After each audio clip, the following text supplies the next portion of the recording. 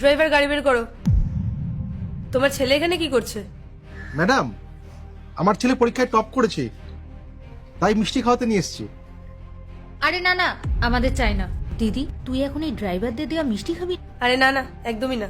হ্যাঁ ঠিক আছে, ভালো হয়েছে পাশ করেছে, কিন্তু এসবের প্রয়োজন নেই। যাও তুমি এখান থেকে। ম্যাডাম, আপনি একবার জিজ্ঞেস তো করুন আমার ছেলে কোন পরীক্ষায় টপ করেছে। আরে হ্যাঁ হ্যাঁ ঠিক আছে, যে এক্সামই টপ করুক না কেন, কি লাভ তাতে? কালেক্টর তো নিশ্চয়ই হয়ে যাবে না। আলটিমেটলি ড্রাইভারেরই ছেলে, শেষমেশ কি করবে? সেই তো ওকে আমাদের মতন বড় লোকদের বাড়িতেই কাজ করতে হবে, সেটা ড্রাইভারের হোক বা কোনো গার্ডের।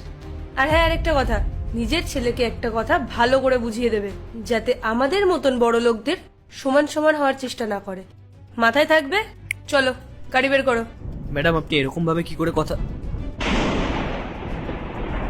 পরেশ, নিজের ছেলেকে একটা কথা ভালো করে বুঝিয়ে দাও।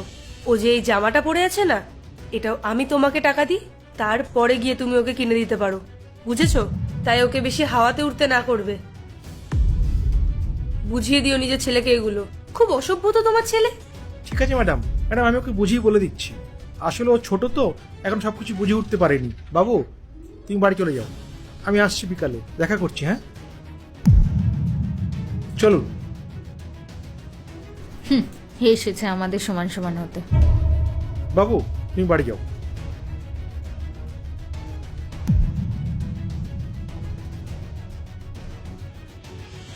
কি বললেন উনি? কালেক্টর থ্রি হয়ে যাবে? এবার তো কালেক্টর হয়েই দেখাবো।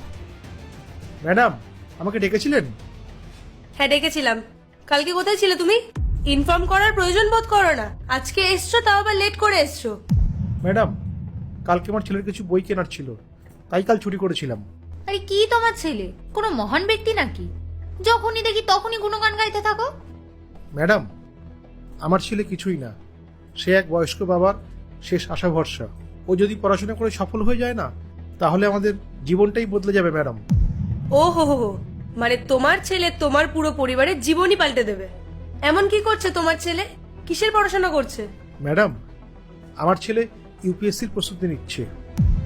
ইউপিএসসির প্রিপারেশন নিচ্ছে? আরে পাগল টাগল আছো নাকি তুমি? আর তোমার ওই ছেলে, ওর কি মাথা খারাপ? আরে তোমরা জানো আদেও ইউপিএসসি পড়তে গেলে কত টাকা লাগে, কত সময় লাগে, সব থেকে বড় জিনিস ব্রেন, সেটাও লাগে। আর তোমাদের মতন লোকজনদের দ্বারা না এইসব সম্ভব না। কখনো শুনেছো তুমি যে একজন ড্রাইভারের ছেলে আইএস হয়েছে? খুব শখ না তোমার নিজের ছেলেকে পড়াশোনা শেখানোর, আইএস বানানোর? আর ওই চক্করে পড়ে আমাদের বাড়িতে তুমি ছুটি করতে থাকো, আর স্যালারি কাটলেই কান্নাকাটি করতে শুরু করে দাও। চলো তুমি একটা কাজ করো,